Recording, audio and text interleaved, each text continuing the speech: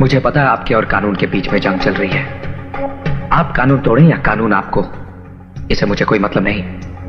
मैं यहां सिर्फ इतना समझाने आया हूं कि दोबारा इस जंग में मेरे भाई को घसीटने की कोशिश मत कीजिएगा, वरना कानून मुझे अपने हाथों में लेना पड़ेगा और यह आपके लिए अच्छा नहीं होगा। छोटा मुंह और बहुत बड़ी बात कह गए तुम।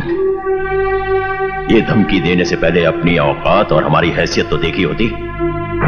ड्यूटी का हाथी को धमकाना अच्छा नहीं लगता बरखुरदार। छोटी होती तो बहुत छोटी है शोभराज साहब, लेकिन अगर हाथी के कानों तक पहुंच जाए तो उसकी मौत का कारण बन जाती है। तो बहुत अच्छी तरह से जानता हूं मैं, बहुत अमीर करोड़पति हैं आप, लेकिन अपने बेटे की जिंदगी बचाने के लिए भिखारी बनकर मेरे बाबूजी के सामने भीख मांग चुके हैं आप।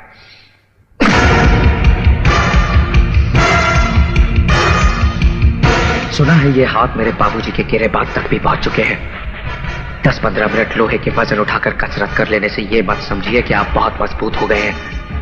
मैं हर दिन 15 घंटे पिछले 15 सालों से सिर्फ लोहे का काम कर रहा हूं, और लोहे से जब शीशा टकराता है तो उसके इतने टुकड़े हो जाते हैं कि गिनना मुश्किल हो जाता है।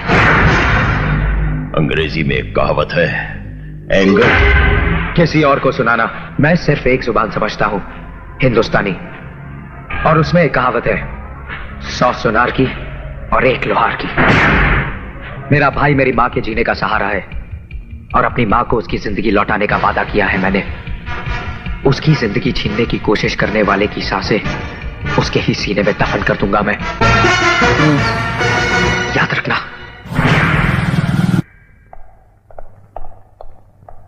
सर, अगर आप कहें तो। नहीं माइकल, मैं तो समझता था कि इसका बाप ही नाग है, लेकिन ये हरामजादा तो कोबरा निकला। दोनों के फन को चलने का कोई दूसरा तरीका सोचना पड़ेगा। क्या कह रहा था वो? कि उसका भाई उसकी मां के जीने का सहारा है?